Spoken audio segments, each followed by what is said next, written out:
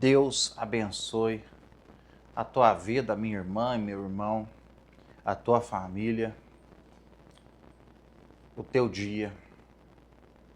Que a mão do Todo-Poderoso venha sobre você, que a presença de Deus seja manifestada a teu favor, que a nuvem do Senhor possa nos conduzir no dia de hoje.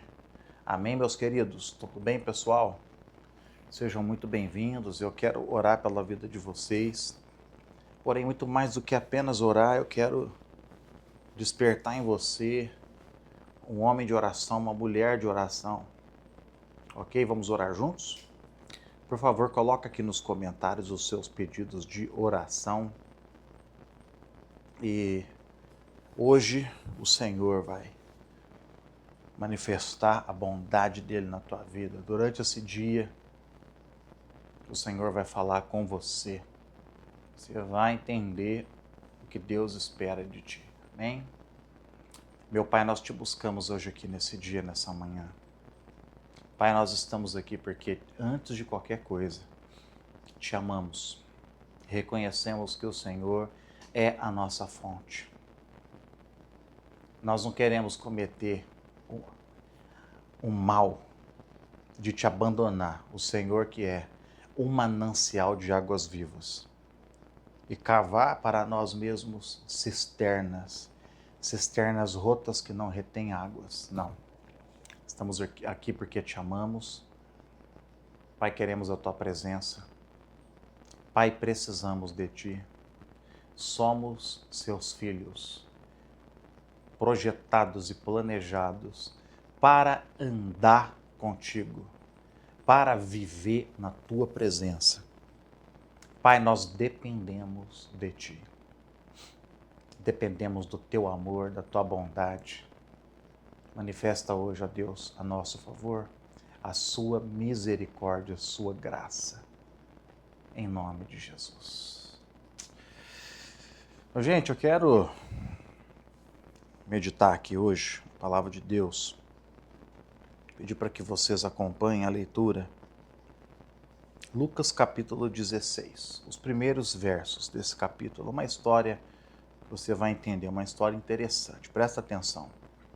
Lucas 16, 1. Disse Jesus também aos discípulos: havia um homem rico que tinha um administrador. E este lhe foi denunciado porque estava a defraudar os seus bens. Então, mandando chamar, lhe disse: que é isto que ouço a teu respeito? Presta contas da tua administração, porque já não podes mais continuar nela. Disse o administrador consigo mesmo: que farei? Pois, e se meu senhor me tira a administração? Trabalhar na terra eu não posso. Também de mendigar tenho vergonha. Eu sei o que farei, para que quando for demitido da administração, me recebam em suas casas. Tendo chamado cada um dos devedores do seu senhor, disse ao primeiro: quanto deves ao meu patrão? Respondeu ele: 100 cados de azeite. Então disse: toma a tua conta, assenta-te depressa e escreve 50. Depois perguntou ao outro: tu quanto deves? Respondeu ele: 100 coros de trigo. Disse-lhe: toma a tua conta e escreve 80. E elogiou o Senhor, olha só, gente, elogiou o Senhor, o administrador infiel, porque se houvera atiladamente. Porque os filhos do mundo são mais hábeis na sua própria geração do que os filhos da luz. E eu vos recomendo, das riquezas de origem iníqua, fazei amigos, para que quando aquelas vos faltarem, esses amigos os recebam nos seus tabernáculos eternos. Quem é fiel no pouco também é fiel no muito. Quem é injusto no pouco também é injusto no muito. Se, pois, não vos tornastes fiéis na aplicação das riquezas de origem justa, quem vos confiará a verdadeira riqueza? Se não vos tornastes fiéis na aplicação do alheio, quem vos dará o que é vosso? Ninguém pode servir a dois senhores. Enfim, aqui, gente, é uma história interessante aqui. Jesus conta a respeito de um homem rico que tinha um mordomo, um administrador dos seus bens. E esse mordomo, esse que administrava os bens do rico, foi denunciado porque ele estava administrando errado. Ele estava, enfim, cometendo perdas pela negligência dele. Aquele homem rico estava tomando prejuízo. Então ele foi chamado e o homem disse ao seu empregado, né, presta conta da tua administração. Como ele estava fazendo coisa errada, gente, dá a entender o texto que era falha de administração, ele pensou com ele mesmo, nossa, eu serei demitido. E se eu for demitido, o que eu vou fazer? Aquilo que passa na cabeça de todos nós, diante de uma possível demissão, por exemplo, quando alguém vai perder o emprego, o que eu vou fazer da vida? Aí aqui ele fala consigo mesmo, bom, trabalhar na terra eu não vou trabalhar, virar mendigo eu não tenho coragem, né? Aí, gente, ele teve uma ideia. Ele pensou numa forma de ressarcir o prejuízo que ele mesmo estava dando para o seu senhor. Então ele chamou os devedores do seu senhor. E dá a entender aqui, pessoal, que assim, naquele tempo, aquilo que aqueles homens deviam, quando o pagamento fosse efetuado, esse administrador, ele possivelmente recebia uma comissão daquele pagamento. Então ele chegou em um lá, quanto que você deve, meu senhor? Aí um devedor disse assim, eu devo 100 cados de azeite. Eu não vou saber aqui explicar qual esse cados, né, esse tipo de linguagem daquele tempo. Mas enfim, eu devo tanto. Você deve 100? Pega um papel aí e escreve 50. Aí ele foi para um outro, quanto que você deve para o meu senhor? O outro 100. Aí ele colocou, não, então pega a caneta aí e escreve 80. Ou seja, se você pagar, ele fez mais ou menos aquilo que hoje, por exemplo, vamos pensar, quando uma pessoa contrai uma dívida, ele passa um tempo, os bancos oferecem uma negociação e às vezes o valor cai, né? Porque o banco precisa receber, para não tomar um prejuízo 100%, ele aceita cortar os juros, enfim, né? Foi o que esse homem fez.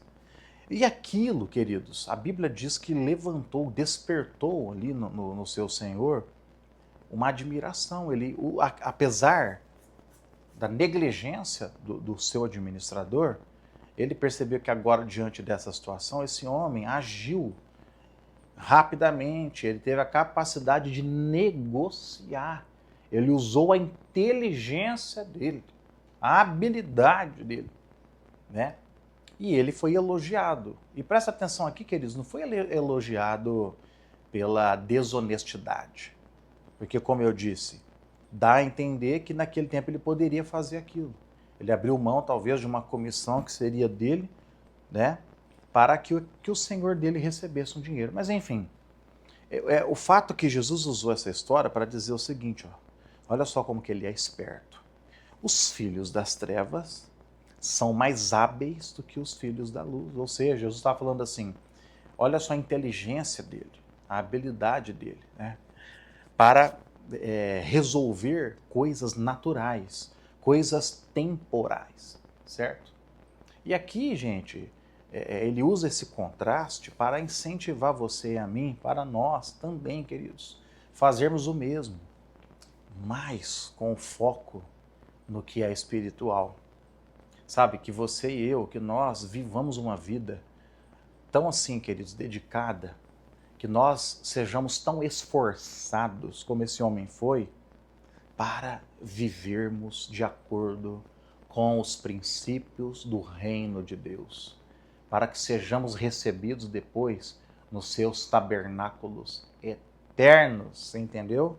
E aí, diante disso, deixa eu só trazer aqui para você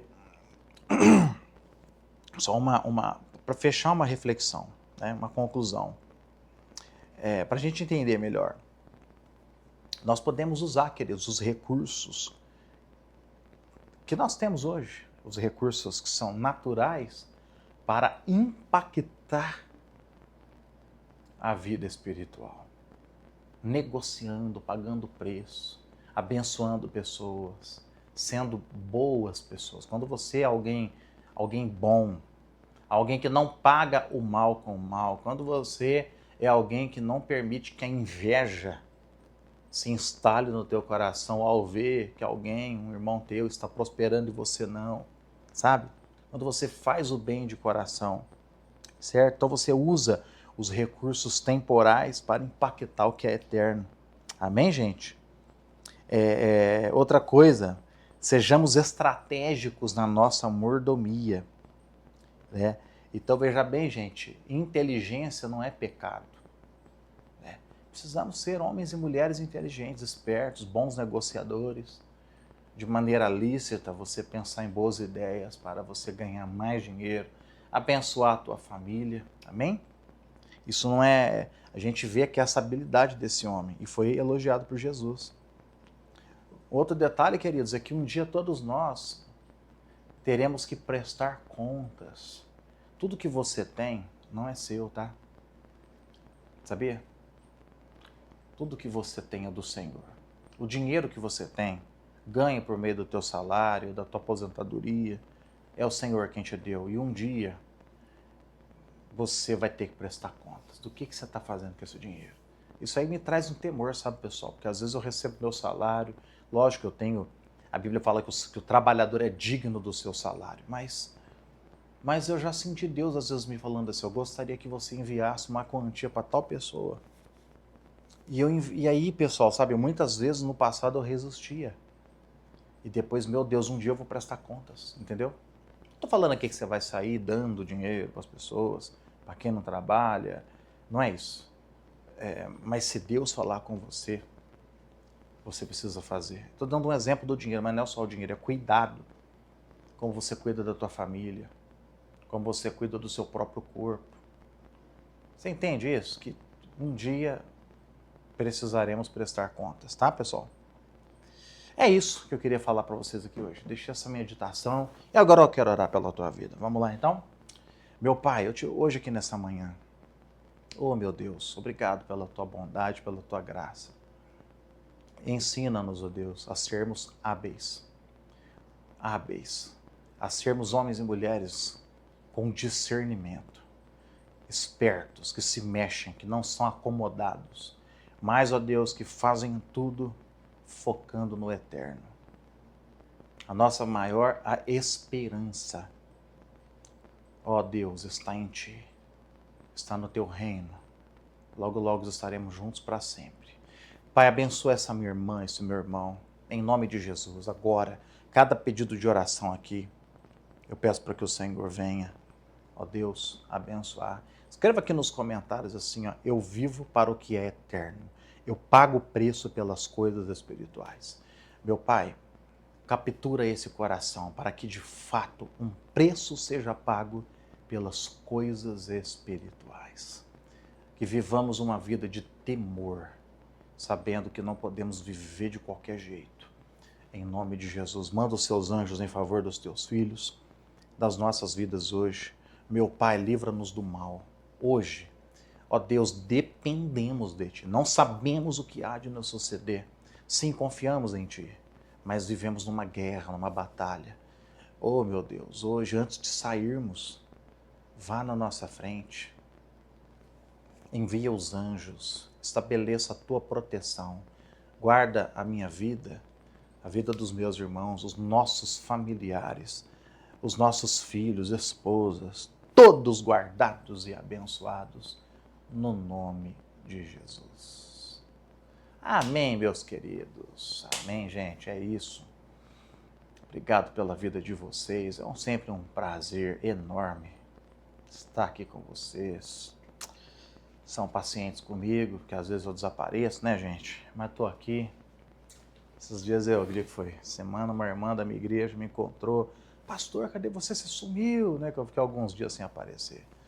Eu fui cobrado ali por ela, mas eu fiquei tão feliz. É gostoso saber que de alguma forma alguém sentiu falta, né? Mas é isso, pessoal. Eu quero dizer que eu quero dar o meu melhor sempre, ok? Então é isso. Obrigado pela tua vida. Manda essa oração para quem você ama. Vem orar comigo mesmo todo dia. Que Deus te abençoe, minha irmã. Restaure teu casamento. Em nome de Jesus. Vou ficando por aqui, meu povo, e até amanhã.